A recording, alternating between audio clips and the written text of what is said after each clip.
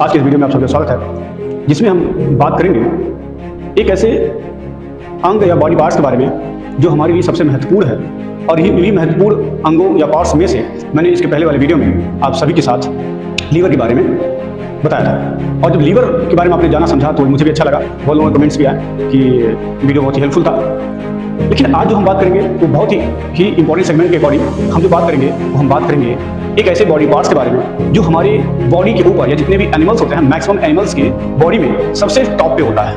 क्यों सबसे टॉप पे होता है? इसका रीजन क्यों सबसे टॉप पे होने का? और एक ऐसा ऑर्गन है जो होल बॉडी को कंट्रोलिंग पार्ट्स में रखता है। तो आप समझ गए होंगे हम किस ऐसे ऑर्गन की बात कर रहे हैं जो हमारी बॉडी के सबसे टॉप में होता है। उस पार्ट्स या उस ऑर्गन का नाम है ब्रेन।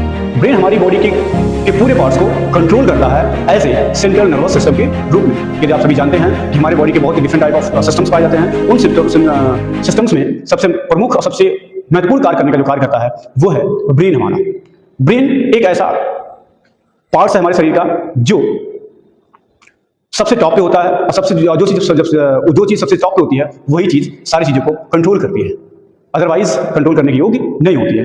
अब आप इस चीज को देखिए कि जो हमारा ब्रेन है वो ब्रेन एक हार्ड कवरिंग के अंदर कवर है। क्यों हार्ड कवरिंग के अंदर कवर है? सभी बॉडी पार्ट्स है जो हम कहीं ना कहीं तो प्रेजेंट है लेकिन हार्ड कवरिंग के अंदर नहीं होते हैं। लेकिन हमारा ब्रेन है वो एक हार्ड कवरिंग के अंदर प्रेजेंट होता है और उस हार्ड कवरिंग को हम खोपड़ी कहते हैं या ओवरऑल को हम स्कल के नाम से जानते हैं। अब ये जो ब्रेन है, ब्रेन एक specialised type of the cell से मिलकर बना हुआ होता है जिसको हम न्यूरॉन सेल्स के नाम से जानते हैं। और ये कब बनता है? एज द एम्ब्रियोनिक डेवलपमेंट के टाइम पे ही ये बनता है। और बनने के बाद इट मींस कि ये जब एक बार बनता है दोबारा ये रीजनरेट या बन नहीं सकता है। इसलिए हमारी बॉडी में इस पर्टिकुलर सेल्स के अरेंजमेंट को बिल्कुल टॉप पे रखा गया है। टॉप पे रखते हुए एक हार्ड कवरिंग के अंदर रखा हुआ है जिसकी वजह से इसमें कहीं से कभी भी जब तक आप हमारी लाइफ रहती है या जब तक आप सबकी लाइफ रहती है तब तक इसमें कहीं से कोई भी डैमेज कंट्रोल ना हो या डैमेज होने की प्रोसेस ना आने पाए, इसलिए ये कवरिंग के अंतर्गत रखा जाता है।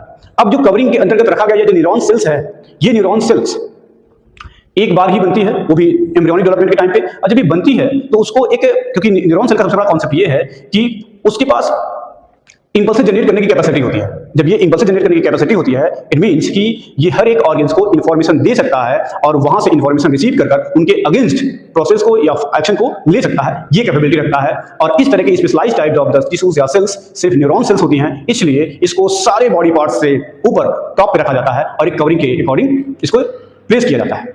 अब ये न्यूरॉन सेल को क्यों इस टॉप पे ही रखा गया, क्यों अदर पार्ट्स पे नहीं रखा गया? इसका सबसे बड़ा सवाल ये है कि क्यों इसको अदर बॉडी पार्ट्स में एडजस्ट नहीं किया गया या फिर ऐसा किया पैर में रख दिया जाए, हाथ में रख दिया जाए, अदर बॉडी पार्ट्स में रख दिया जाए, लेकिन टॉप पे ही क्यों रखा गया? टॉप पे रखने का रीजन क्योंकि न्यूरॉन सेल एक बार ही बनती है पूरे जीवन में और दोबारा ये डैमेज हो जाएगी तो ये नहीं बन सकती है।